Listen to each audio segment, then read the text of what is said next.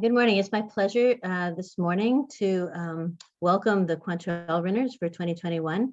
My name is Jocelyn Malamy. I'm the Collegiate Master in the Biological Sciences Collegiate Division, and our Quantrell winner in the division is Sally Horn-Badavinac. Welcome, Sally. Thank you. Hi. Hi, I'm Stuart Kurtz. I'm the Collegiate Master of the Physical Sciences Collegiate Division. It's my pleasure to introduce Blaise Ur, who is our division's Quantrell winner this year. Thanks, Stu. Hi, everyone. So we have lots of things that we could chat about. I thought I would start out by asking Sally. Sally, I know that you teach primarily in one of our larger introductory courses, the fundamentals of developmental biology.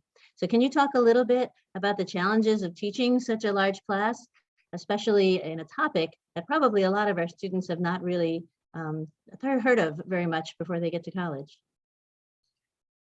Yeah, well, I think the hardest thing about dealing with a large class is just that you don't get to know the individual students as well as you would like, right? Because there are just too many to be able to have the one-on-one interactions that you wish you could have. But you're absolutely right that most students have never heard of developmental biology as a field before coming to college.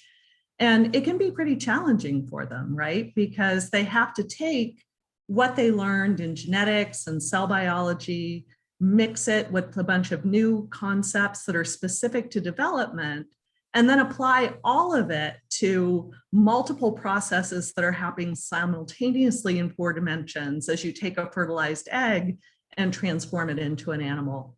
And so yeah, it can be challenging. So in terms of engaging them, I really try to do 2 main things. And the first is keep it simple, right? I try to have every lecture focused around one key concept or process that I want the students to learn.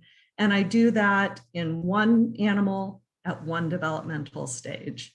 But then at the end, I try to kind of expand off of that to show them where that same process would be used again and again at different stages and in different tissues. And particularly since I use fruit flies for most of my lectures and most of my examples, I try and expand out to vertebrate development so they can better identify with their own bodies and structures how these key processes were used to build them ultimately, right? And I would say that the second thing for engagement is just movies, because video, development is a really visual science. And to try to, there's just no way you can understand the cellular dynamics and the tissue movements that are happening to ultimately sculpt an embryo unless you can see it happening in real time. And so I try to use video as much as possible and that's really the fun part. The students enjoy that because the embryo itself is the best teacher. No, it absolutely brings it to life. Yeah. Very good. Blaise, your classes consider questions that have both technical and ethical considerations. Can you give an example of an ethical consideration that arises naturally in your class and how you handle it? Sure, absolutely.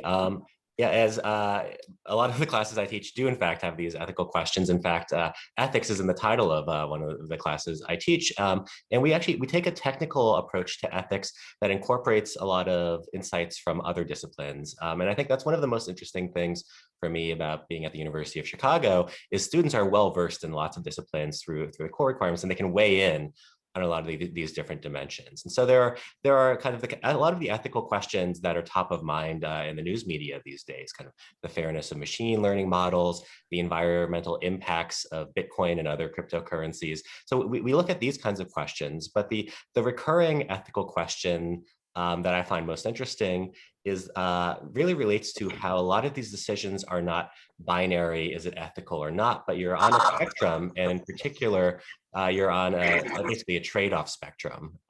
So like, let's say if you want to have anonymity, you're going to have to do a lot of computation to basically prove that you're a real human, or you'll have to take actions as a real human, and you end up with a lot of wasted computation, environmental impacts, or wasted time as a human. And so helping the students understand, well, what's good enough for you to say this is ethical? What are you comfortable with? And then so you understand these technical mechanisms, their trade-offs, and then ultimately weigh in from a more holistic perspective.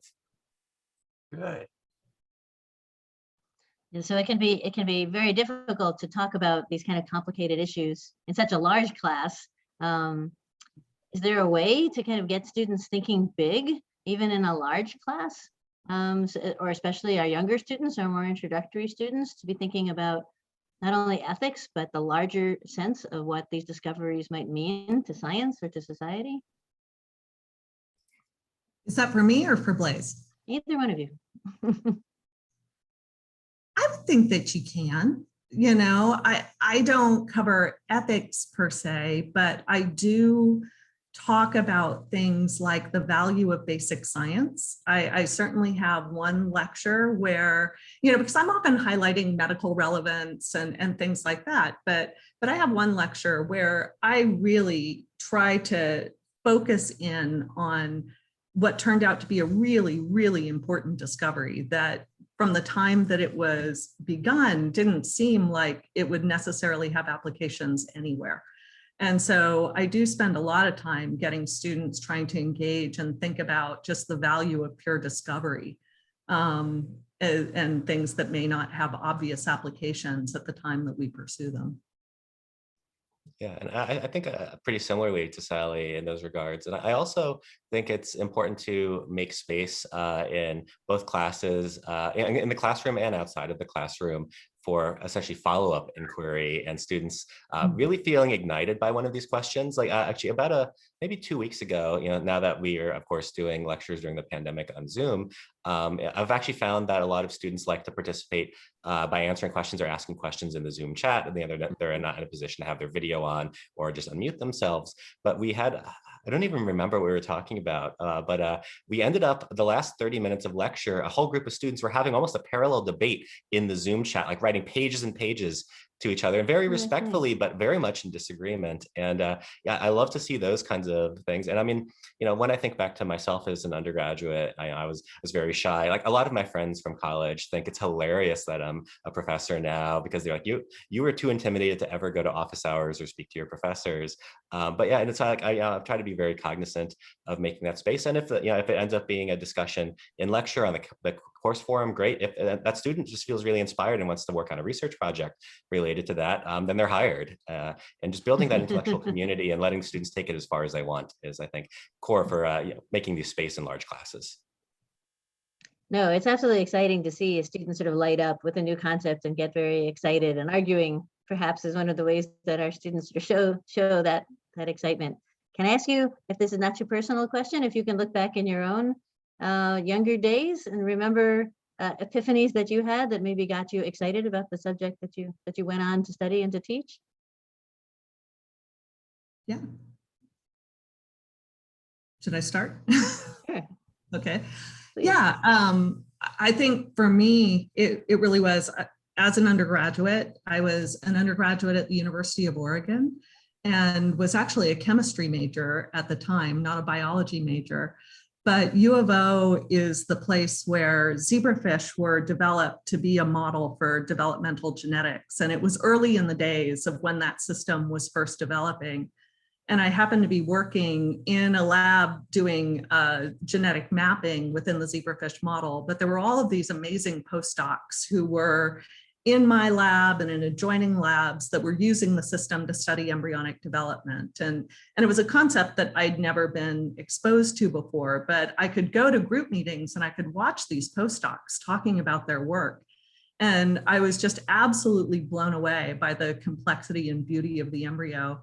And that was basically when I decided that I would pursue graduate study in developmental biology, because I just, yeah, it was one of the coolest things I'd ever seen. And like Sally, I guess a lot of my interest in my sub area of computer science was sparked by a postdoc when I was an undergrad. This postdoc he led a seminar, and at the time I was a computer science major after getting advice from one of my high school teachers. I graduated high school in the early 2000s. But one of my high school teachers, when I said I might study computer science, said, "You know, you're a smart cookie. You should pick a field where you're going to have a job and a career. There's no future in computer science." And I actually, I mean, I first declared physics, and I was going to move to creative writing, and then I was like, I really want to do the computer stuff. But I So was many actually jobs in creative writing.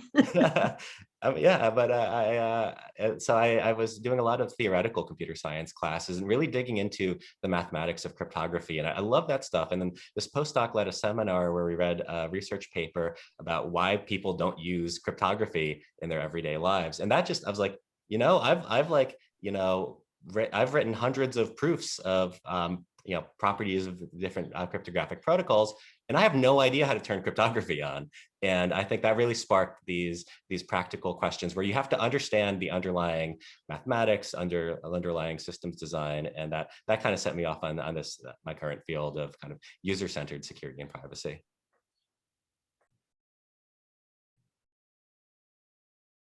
I think you're muted, Stu. Sorry.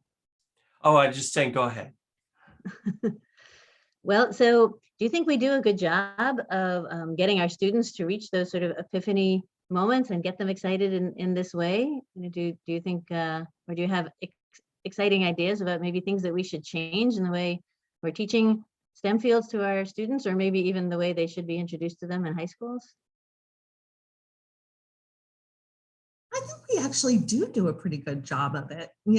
Definitely. I don't, it's hard for me to comment on high school because all the students that I teach are second year and above. So mostly I'm seeing the preparation that they've had from, the earlier courses in the fundamentals series being taught by people like yourself. And they're I think they're already well prepared and excited, and there's no doubt that I can see within the students in the developmental biology course kind of an arc where, a lot of them are really amazed once they see the material and can engage with it. And I think some of them do have epiphanies and tell me that they've gone and joined developmental biology labs because they wanted to go and do that research, which is, really cool.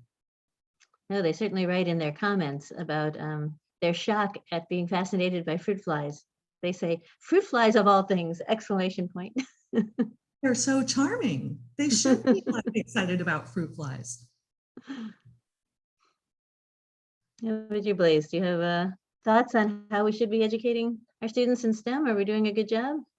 Yeah, I also think we're doing a pretty good job. One of the things that's top of mind for me is often inclusion and making sure students kind of from all backgrounds know that they have the opportunity to make meaningful contributions to the field. And I think I would say that a lot of the practical applications of computer science, like the very narrow subfield of like applying computer science techniques to society, that's like compared to developmental biology, the more kind of foundations aspects of computer science, like rather underdeveloped, and people in industry are rolling out a lot of half-baked ideas that are affecting billions of people. And when you hear like Google announces something, Instagram is changing the platform, you assume that lots of smart people have spent a lot of time thinking about this, and sometimes it's true and sometimes it's not. And I think it's a revelation for some of my students. Like I bring a lot of undergraduate researchers into the lab, high school students from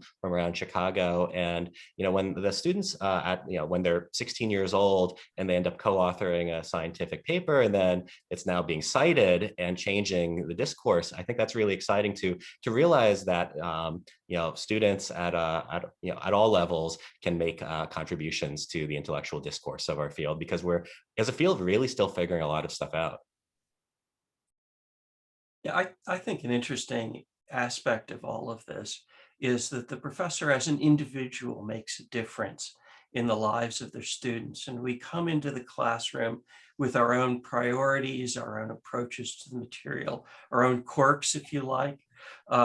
One of the things that Blaze's students noticed about him that's sort of in this space is that he has a marvelous sense of humor. And I think a good sense of humor can play an important role in the classroom. And I'd be delighted to hear Blaise and Sally's thought. Sally, you can elaborate this however it's appropriate for you. Yeah, sure. I guess maybe I'll jump in first. Yeah, I have a lot of fun while teaching, and apparently the University of Chicago undergraduates appreciate lots of bad puns and jokes that go on for far too long. But yeah, I mean, like when there are opportunities to use humor to make something memorable, we definitely take it too far sometimes in a good way. Where as an example of that, I co-teach the Introduction to Computer Security class with my colleague David Cash, and we like riffing off of each other a lot. We did this in person, and then as it transitioned to Zoom, we both attend all of the lectures, and the whoever's not teaching. Anyone, if you watched the Muppets back in the day, you have like Waldorf and Statler, whoever they are, sitting in the balcony, kind of prodding whoever's on stage. And David and I like to do that to each other. And at one point, like last year, we were looking at this concept of computer security known as buffer overflows, where an attacker inserts stuff they're not supposed to. And one of the techniques is known as a stack canary, where you have basically a value that identifies when something's been overwritten, and then you can accident, just like a canary in a coal mine. If the canary dies, then something has gone terribly wrong. And then there's this whole invocation of a canary death handler, and like David was talking about that, and I posited that's going to be the name of my new doom metal band. And then, we started having, so that Canary Death Handler started coming back in future lectures.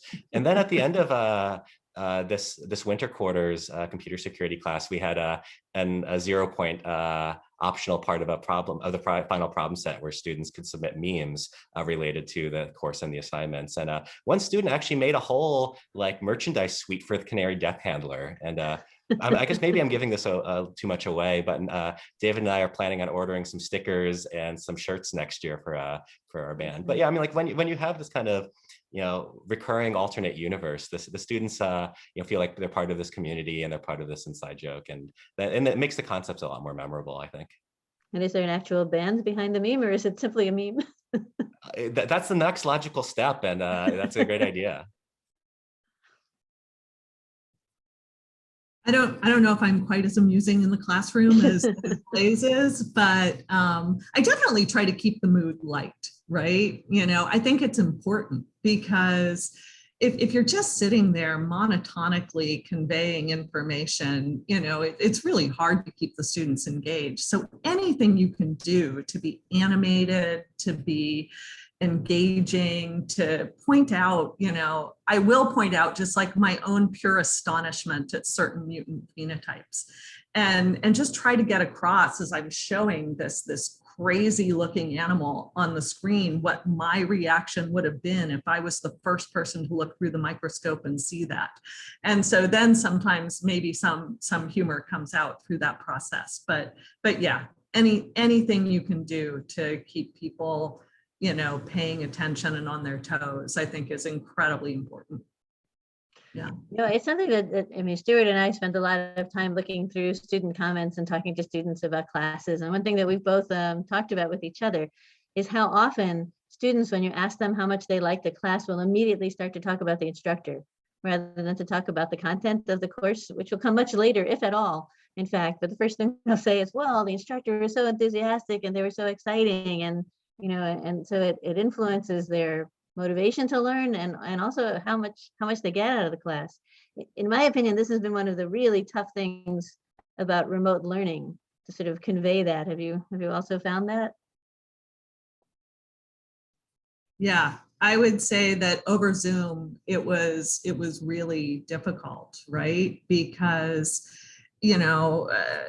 you're not engaging with the students in the same way, and you're just seeing your own face up in the corner of the screen and the material, and it's so hard to not be able to see the faces of the students. And I tried to keep it just as lively as it would be in the classroom, but it felt strange to be sitting in my kitchen and trying to be basically a goofball party of one on the screen. But hopefully it did work. Yeah. Are there anything that either one of you would keep? Looking back on the remote format, anything that kind of came out in the format that seems like something to sustain? I mean, one of the things I like is, yeah, the opportunity for students to participate in the class and answer questions without feeling like they have to raise their hand and have the Mhm. spotlight on them in the center of the classroom. I found there's a larger fraction of the class has been participating in these Zoom times, and I think that's great. So like, finding the right mechanisms for that, I think, yeah, is top of mind for the fall and beyond. Yeah, I also really like the chat stream going by on the side column, which I think if someone had asked me in advance, I would have said that that sounded like a horrible idea to have people sort of multitasking in that way. But in fact, it was nice. And I also found this. Did you find this too, Sally, that people probably who wouldn't otherwise have asked questions felt free to ask questions? Yeah, I think that that is true. That they were more free within the chat. And at this point, by the time winter quarter came around and I was teaching, the students were also used to the Zoom format at that point, that, this idea that you could simultaneously have the chat going at the same time the lecture was going, I think that was all just very natural for them by that time. Yeah, there are definitely parts, as I'm sure we all feel, of in-person instruction. I'm very excited to get back to. And I mean, actually, one of my favorite assignments that we wrote last year for the Intro to Computer Security class, we had to change quite a bit because that assignment actually, which might be surprising for a computer security assignment, started in person in our CS building. It wasn't, you typically go onto the course website and you download, here's the assignment, and maybe here's the data for the assignment. But this one, we were interested in, well, what information, the students discovering what information is leaked when you're talking over, your computer's talking over Wi-Fi, even if you're using encryption. And so we said, rather than just saying like, well, here's kind of a theoretical approach to this, we said, well, we've actually set up an infrastructure where we have a ghost of a former CS student who was unfortunately met an untimely demise after the bomb project in the intro sequence classes. The bomb exploded. Now the CS student is just maniacally browsing the same web pages over and over. And the students actually showed up with their laptops, and they actually were grabbing the network traffic flowing through the lobby of our computer science building. And that's actually where the problem set started, is then they had to do a lot of analysis of that data. And then, so obviously this year, having anything in person wasn't going to work. But then we ended up exploring a lot of the generalized kind of approach to the problem and helping the students understand the complexity of doing this kind of at scale in an efficient way. And so, yeah, I mean, looking forward next year to like integrating what we learned this year and what the excitement from last year with the in-person instruction.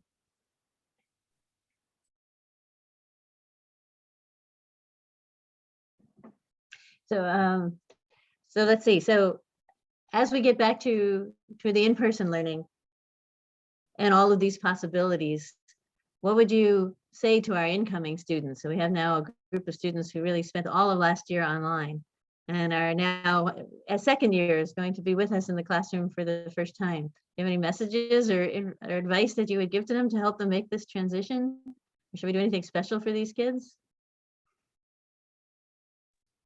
You think they're going to just bomb right into this? I think they'll just go right into it. I think it's going to be so much more natural for them, right? I mean, they spent 12 years in classrooms and know what that's like. And I suspect that they will just drop right into it naturally and won't miss Zoom at all. That's my prediction. Think they'll come to class in pajamas? That's fine. They came to class in pajamas sometimes as it was. That's not an issue. I mean, can I come to class in pajamas? That would be great. Yeah, that's all fine. But I think they'll be more engaged, right? I think they'll come to class. I think they'll enjoy it. Yeah, I'm looking forward to it. Yeah, I am as well. I'm telling them all to go introduce themselves to the professors they had their first year, who they didn't meet in three-dimensional space. That'll be very exciting. I mean, some people have talked about, since now we are also comfortable with Zoom and the platform works relatively smoothly, if maybe there'll be opportunities to incorporate, for example, our colleagues from other universities into our classes, or things that would be quite complicated to arrange, but now are quite simple, where we have a class where everybody does stay home, but we Zoom in, as sort of a special event. And so maybe Sure. there are some exciting possibilities. No, that could be fun. Yeah. Well, thank you all for taking the time to come and talk to us this morning. We're very excited that you are both receiving this award. And remind you that these are student choice awards. So these awards really reflect not only how much Stu and I appreciate what you do, but even more importantly, how much the students are excited by your classes and appreciate what you do. Do you have any messages for students who are watching these interviews as we close? I don't know. I guess my one message would be just to always keep exploring and to keep an open mind, right? You know, as you go through your education, you're often exposed to things that you didn't even know existed. And to be open to kind of pivoting and changing your plans based on what you know as you go along. Don't become too rigid in what you think you want to do with your life. Be fluid. I think that's outstanding advice. Yeah, being fluid, and then as something comes along that excites you, just go for it and keep pursuing it. Yeah, and I guess just also wanted to just convey what an honor it is as an instructor to be appreciated by the students. And this is, I know, something that I guess all of us on this call put a lot of time and effort and energy into working with the undergraduates at the University of Chicago, and it's a huge honor. I agree with that 100%. Thank you to the students for making the job fun and for bestowing this honor. It really is a terrific, wonderful thing. And yes, thank you. Congratulations and thank you. You Congratulations. guys are a model for everyone.